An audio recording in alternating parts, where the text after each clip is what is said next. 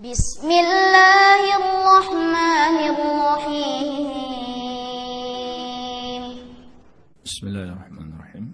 Assalamualaikum warahmatullahi wabarakatuh. Alhamdulillahi rabbil alamin. Wabihi nasta'inu ala umurid dunya waddin. Wassalatu wassalamu ala asyrafil anbiya'i wal mursalin, Nabiyyina Muhammadin wa ala alihi wa sahabatihi ajma'in wa man tabi'ahum bi ihsanin ila yaumiddin, amma ba'd. Fa ikhwani fid din wa akhwati fillah, kaum muslimin wal muslimat yang saya cintai dan saya muliakan, rahimani wa rahimakumullah. Semoga Allah Azza wa Jalla senantiasa mencurahkan rahmatnya kepada kita sekalian. InsyaAllah ta'ala kita akan melanjutkan pembahasan kaidah-kaidah tauhid yang disusun oleh Fadilatul Syekh Walid bin Rashid As-Suaidan hafizahullah ta'ala. Kita akan memasuki insyaallah ta'ala Al-Qaidatu As-Sabi'atu Asyar, kaidah yang ke-17. Penulis rahimahullah ta'ala berkata, kaidah yang ke-17 adalah Tauhidur rububiyyati ibtidaiyun fitriyun. Tauhid rububiyah itu sifatnya ibtidai dan fitri. Maknanya adalah tauhid rububiyah merupakan pengetahuan dasar manusia serta fitrah manusia. Inilah jemaah sekalian kaidah yang ke-17. Dinukil oleh penulis dari kitab Ta'arudul Aqli wan Naqli karya Syekhul Islam, juz ke-8 halaman 450. Juga di Fatawa Al-Kubra juz ke-6 halaman 368, Syekhul Islam menukil ijma' ahlul fitri kulluhum muttafiquna 'alal iqrari bis-sani'. Orang yang memiliki fitrah yang masih sehat, yang masih selamat, semuanya sepakat mengakui adanya Sang Pencipta. Maka jemaah sekalian, inilah termasuk kaidah tauhid rububiyah, bahwasanya fitrah manusia, sifat dasar manusia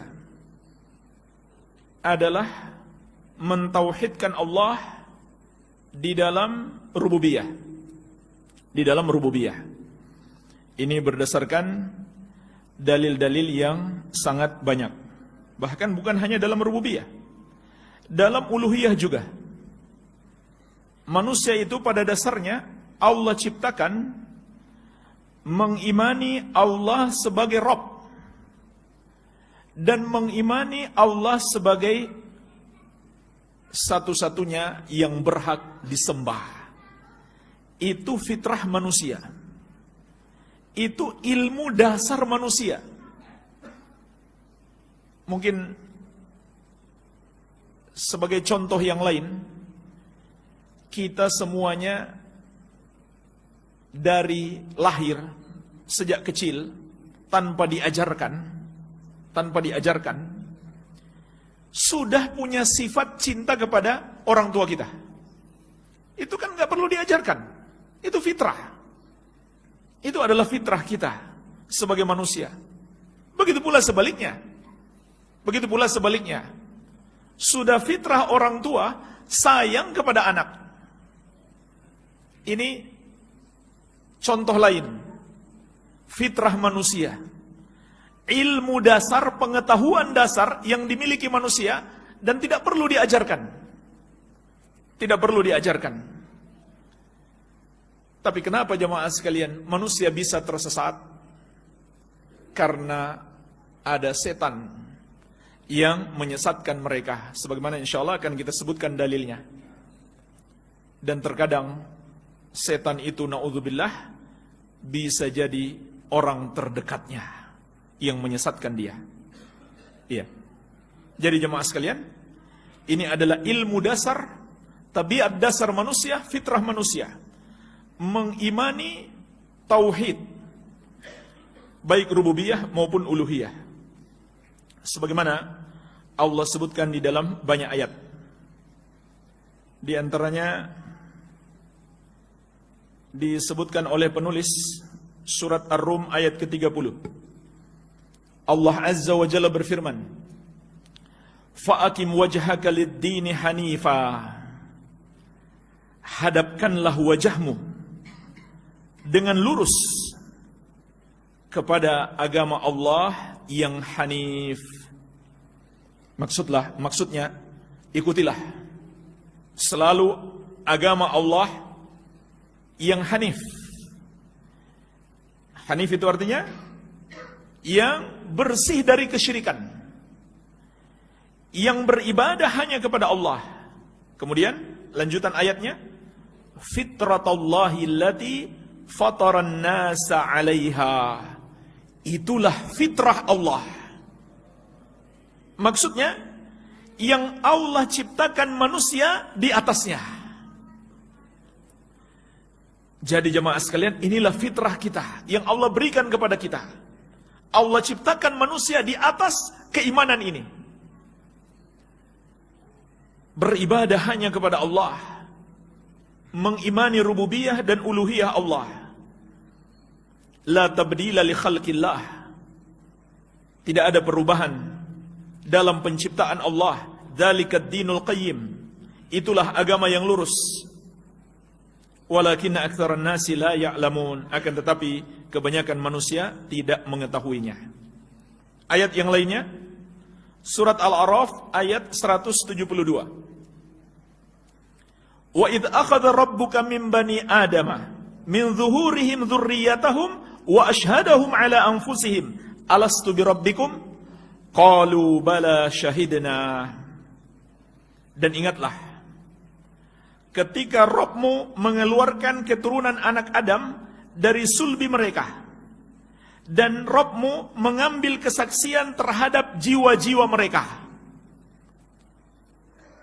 yaitu dengan berfirman, alastu birabbikum, bukankah aku ini adalah Rabbmu? Qalu bala syahidna. Mereka menjawab, betul, kami bersaksi. Jemaah sekalian, tentang ayat ini ada hadis yang menjelaskannya. Ada hadis yang menjelaskannya. Hadis diriwayatkan Imam Ahmad dari Ibnu Abbas radhiyallahu taala anhuma. Rasulullah sallallahu alaihi wasallam bersabda, "Akhadallahu al-mitsaq min dhahri Adam bin Na'man yakni Arafah." Allah telah mengambil perjanjian ini dari punggung Adam, Nabi Adam alaihissalam di Arafah. Caranya bagaimana?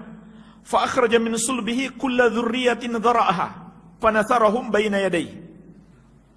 Kadzarri, Allah keluarkan dari sulbi Adam setiap keturunan yang Allah ciptakan, Allah tebarkan mereka di hadapan Allah bagaikan semut-semut kecil. Tsumma kallamahum kibalan. Kemudian Allah berbicara kepada mereka di hadapan mereka. Kemudian Nabi SAW membaca ayat ini. Allah Azza wa Jalla berfirman, alastu birabbikum, bukankah aku ini adalah Rabbmu? Yaitu Rabb yang menciptakan, yang menguasai, yang mengatur, yang berhak disembah. Qalu bala syahidna. Maka seluruh manusia ketika itu mengatakan, benar, kami bersaksi. Yaitu kami beriman, engkau adalah Rabb kami. Jadi jemaah sekalian, ini hadisnya. Peristiwa diambil janji tersebut. Artinya, ini sudah fitrah. Sudah fitrah manusia sejak awal. Nah, pertanyaannya jemaah sekalian, kenapa kemudian manusia tersesat? Maka di dalam hadis qudsi yang diriwayatkan Imam Muslim dari Iyad bin Himar al-Mujashi'i radhiyallahu anhu, Nabi sallallahu alaihi wasallam menjelaskan bahwa Allah Azza wa Jalla berfirman, Wa inni khalaqtu ibadi hunafa'a kullahum. Sesungguhnya aku menciptakan hamba-hambaku semuanya dalam keadaan hanif, beriman kepada Allah dan berpaling dari semua sesembahan selain Allah. Ini aslinya kita sebagai manusia. Wa innahum atathumus syayatin fajtalathum an dinihim. Akan tetapi setan mendatangi mereka lalu kemudian menyesatkan mereka dari agama mereka. Inilah jemaah sekalian sebabnya mengapa kemudian manusia tersesat. Padahal dia dilahirkan sudah berada di atas keimanan. Tapi kemudian dia tersesat karena setan menyesatkannya.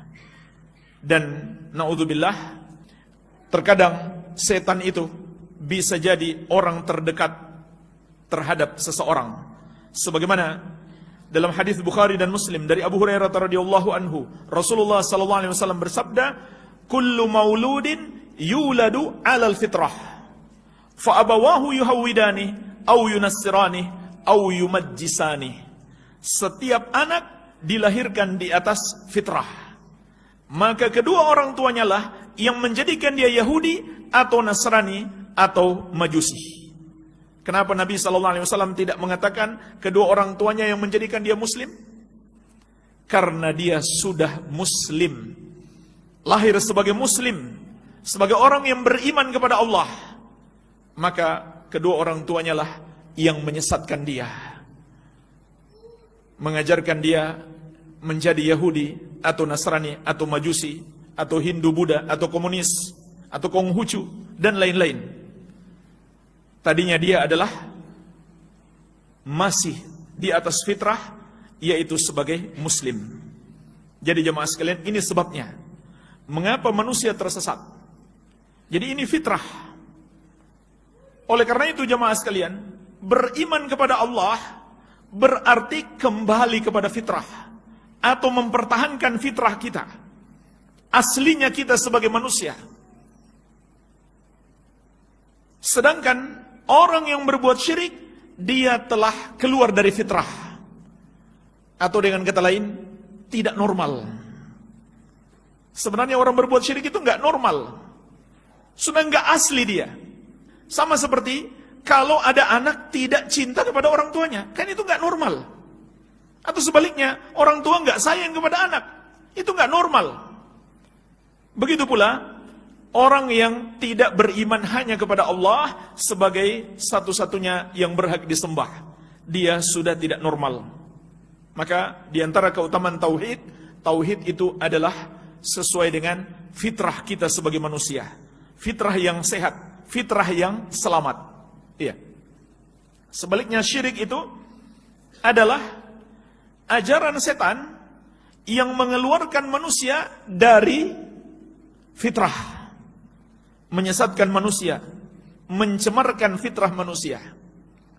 Oleh karena itu jemaah sekalian, kata Syekh, sebenarnya tidak mungkin ada orang yang mengingkari rububiyah Allah. Sebenarnya tidak mungkin ada, kecuali pengingkaran itu berdasarkan kesombongan. Tapi hati kecilnya tidak mengingkari.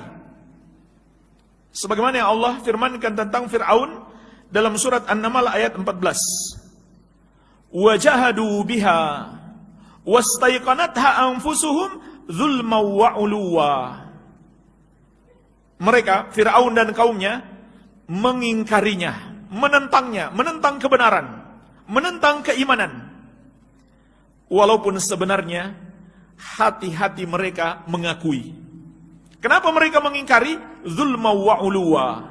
Karena kezaliman dan kesombongan mereka. Bukan karena enggak percaya, tapi karena kezaliman dan kesombongan. Jadi jemaah sekalian, ini fitrah manusia yang tidak mungkin dia ingkari. Tidak mungkin dia ingkari. Kalau ada yang mengingkarinya, itu karena kesombongan. Karena kesombongan. Karena tidak mungkin manusia mengingkari fitrahnya. Sebagaimana tidak mungkin seorang anak mengingkari adanya rasa sayang kepada orang tuanya. Begitu pula sebaliknya, tidak mungkin orang tua mengingkari adanya rasa cinta kepada anaknya. Itu nggak mungkin. Kecuali dia ingin berbuat zalim atau menyombongkan diri. Nah, jemaah sekalian, pertanyaannya, bagaimana agar fitrah ini tetap terjaga? Bagaimana supaya kita terus berada di atas tauhid? Jawabannya adalah dengan ilmu. Dengan ilmu. Inilah benteng. Inilah benteng kita untuk menghadapi makhluk-makhluk yang menyesatkan kita. Dengan ilmu. Menghadapi makhluk yang menyesatkan kita, yaitu setan-setan dari kalangan manusia dan jin yang akan menjerumuskan kita dalam kesyirikan, maka senjatanya adalah ilmu. Maka disinilah jemaah sekalian pentingnya mempelajari tauhid agar kita punya senjata, agar kita punya benteng dalam menghadapi penyesatan-penyesatan yang dilakukan oleh iblis dan bala tentaranya. Baik, ini kaidah yang ke-17.